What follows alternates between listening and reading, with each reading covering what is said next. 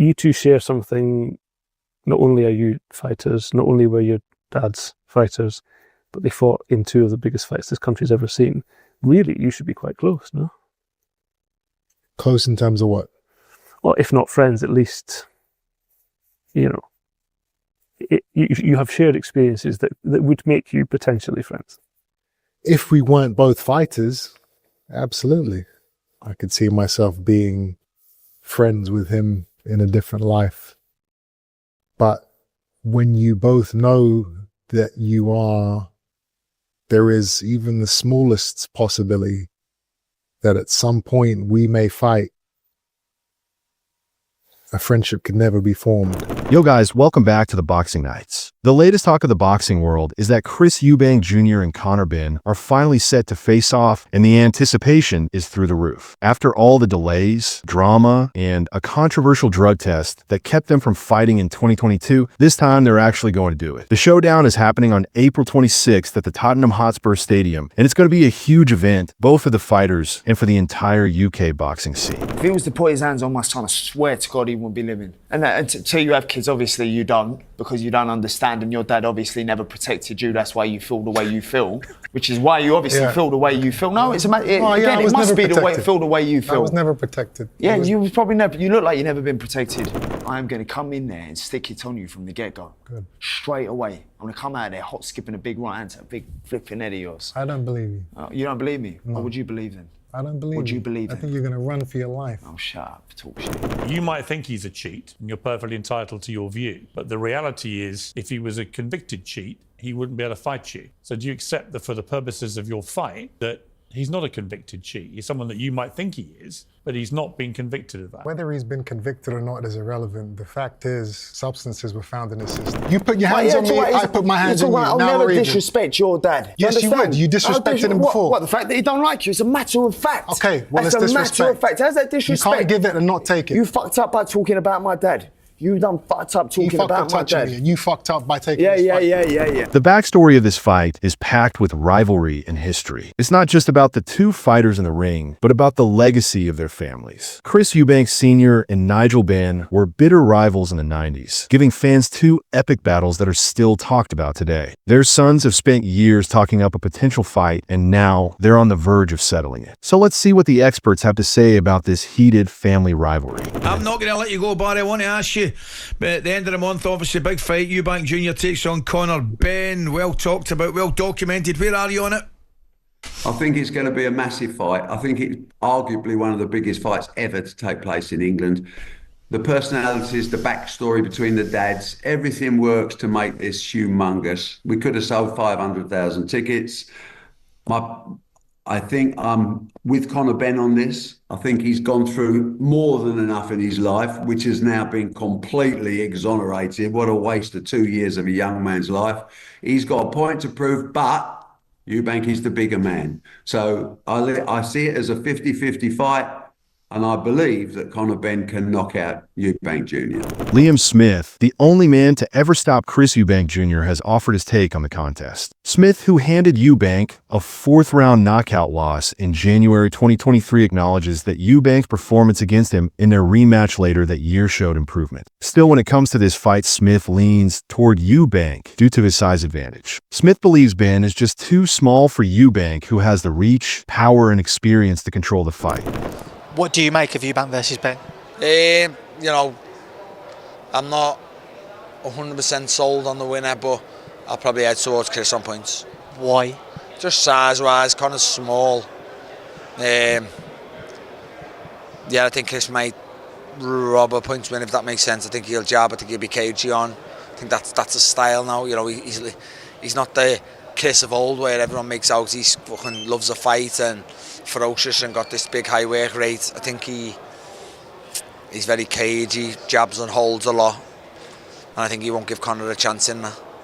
Carl Frock also weighed in on the fight. Frock, who has been his own share of high-profile rivalries, doesn't see Benn getting the better of Eubank. He points to the size difference, the experience Eubank has at higher weight classes, and his previous performances against world-class opponents. Frock notes that while Benn has looked good in his wins, including a knockout of Chris Algieri, the former champion was clearly past his prime by the time they fought. I just think that all the variables and you look at who's done what and who's the bigger, stronger man and who's got the experience at world level, you're gonna have to say Chris Eubank Jr. He's fought Groves, he's fought Billy Joe Saunders, he's been in there and beat Arthur Abraham, James DeGale, former IBF super middleweight world champion. He beat him. So he's performed at a better level and proven that at a higher weight, he kind of belongs around the world, sort of the world level status, where Conor Benn hasn't done anything. He's done nothing. Make no mistake. Yes, he banged out Chris Algieri, who was a former champ, and he looked good doing it. But it was a way past his best, Chris Algieri. I was working the commentary team for him alongside Roy Jones Jr. when Billy Joe Saunders fought Canelo Alvarez, and Chris was saying to me, I'm not in the gym, I'm not training, I'm not interested in boxing anymore, I'm going to concentrate on my punditry. About 6 months later, I'm seeing getting knocked out by Conor Benn. I thought, what is going on? Why do these fighters do it? Obviously, some of them need the bunts. But yeah, if I'm going to pick who I think is my immediate favourite for this fight, I'm going to say Chris Eubank Jr., based on everything I've just told you. Tony Bellew offered a bold prediction for the fight. He believes Benn could have the advantage in the first half of the fight due to his aggression, ferocity, and high work rate. If Benn can push Eubank in those early rounds, Bellew sees the possibility of stoppage. However, he warns that after 6 rounds, Eubank's size and experience will likely take over, and the fight could end in a vicious way for Benn. Yeah, and just outmanned him. It'll be interesting to see how it goes. For Conor, mate, that could, if if he feels any kind of exhaustion, the last thing you want to do is be in the ring with a bigger man. I think this fight's a fight for over 12 rounds. It's a case of, it's 2 fights in one. First 6, I think Conor's going to be so ferocious, so brutal, so vicious. I think he gets the job done then. That's what he'll But have I to will do, tell you what, if you have not got the job done by round 6, that's when weight divisions exist for a reason. That's when weight classes exist for a reason. Very good. I actually think Conor is a far better fighter than Chris Eubank Jr. is a boxer. Technically, yeah. And that's the problem that Chris Eubank Jr. is having. He's got this thing in his mind. He's a masterful boxer. No, you're not. No. I'm sorry, no, you're not. Shakur Stevenson also chimed in with his opinion. Stevenson, who has met Benn and is familiar with his style, admitted that Benn is a tough, determined fighter, but acknowledged that Eubank is a more well-rounded boxer. He believes that Eubank's subtle skills are often underrated and the fight won't be as straightforward as some might think. Stevenson, however, is rooting for Benn, admiring his willingness to jump up 2 weight classes for the fight. The Conor Benn Chris Eubank fight over in the UK. Conor Benn and Eubank, both pretty big names, but Conor going up 2 weight divisions really to take that fight. You're smiling. So what do you what's your take on that one? I'm just smiling because like I met Conor Benn, like he a cool ass dude. He is. He's very cool. Like everybody talk about how mean he is, but like every time I ran into him, he was always like a really cool dude. He always showed me like good energy. But truthfully, with that fight, I think that's a hard task just because of Chris Eubank. He's like a guy with subtle boxing skills. Like you ain't really noticing how like good he is, but he's a pretty good fighter. So I think it's a hard task. Good luck to Conor. I can't really give you an answer on how the fight will go, but I'm rooting for Conor Benn. Ricky Hatton, a friend of the Benn family, also made his prediction. Hatton sees Benn as the underdog due to the size difference and Eubank's higher level of experience, but he believes Benn has the self-belief and drive to pull off the win. Hatton recalls how Eubank struggled when he had to cut weight to fight Liam Smith and suggests that this could play a role in this fight. He feels that if Benn can capitalize on that and maintain his intensity, he might just be able to take the victory. It's really interesting to think, to be honest with you. I mean, Conor's going up for 2 weight divisions. He's not fought anyone like the people that Eubank Jr. has fought, at his own weight, let alone 2 weights above. So it'll be very interesting. But Conor has a huge self-belief and drive, to be honest with you. A drive like his dad.